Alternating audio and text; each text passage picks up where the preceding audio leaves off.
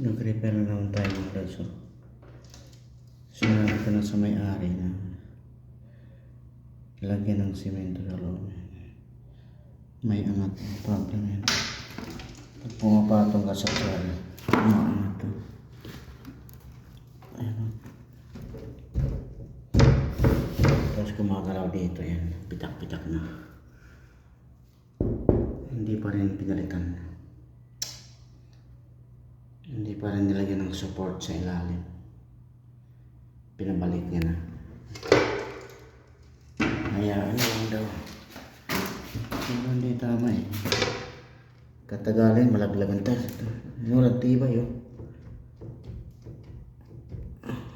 Siyempre, angat na dito. Angat na yun eh. Angat na. Hindi pa nga na ginagamit. Angat na. Malaki na lang angat na.